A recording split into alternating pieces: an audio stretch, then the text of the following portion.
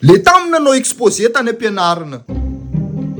Bon, groupe manaraka, Dragon Noir. Thème manomena anareo, la dérivée des continents. Ha! Fangatsy peuplement américain neny anay. Vao manomboka dia vao raty sady raty. Bon, tsy maninona peuplement américain zany. Aisany bokinareo? Fa inona ty? Ao le izy fa tsy vita impression. Laisan'ny efa koziko ataovy impression le boky. -5 avetsany. Iza le sitraka? Présent. Le lasa vehivavy. Ha! Fangatsy hita am'tare. Atsika ny zao fa 2026 e. Zanga mahita any amin'ny tsy hita maso any. Lehilahy ka. Sébastien. Présent. Vehivavy. De farany ato. Iza le Alvin. Alika. Alika. Antsay, ça zany niaraka tamin'ny alika.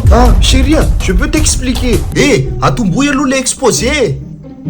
Chers monsieur, chers amis, ceci est le fruit de mon recherche.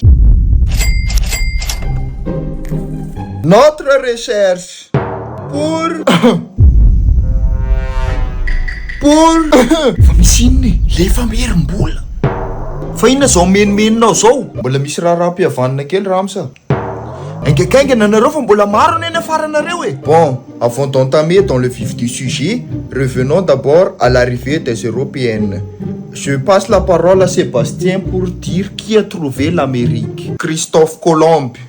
Je passe la parole à Alvin pour terminer la phrase. Point. La parole revient au point de départ. Maintenant, voici... Inona ny mampime?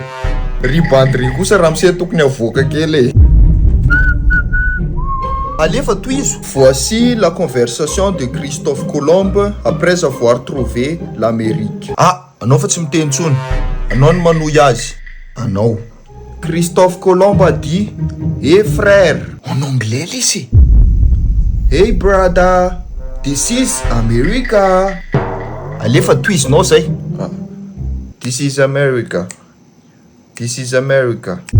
Bon, so misy fanontaniana alohan'ny amarananay. Bon, alefa farano ary.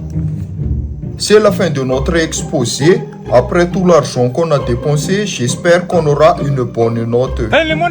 Pour voir la suite, cliquez ici. Inona ny mampime anareo? Faly zao nareo amin'io namanareo mitomany io. Tsy mora ny nitsangana ty aloha ty. Sady zareo zao mba hita hoe tena niezaka marina. De firy zany nenay? 0.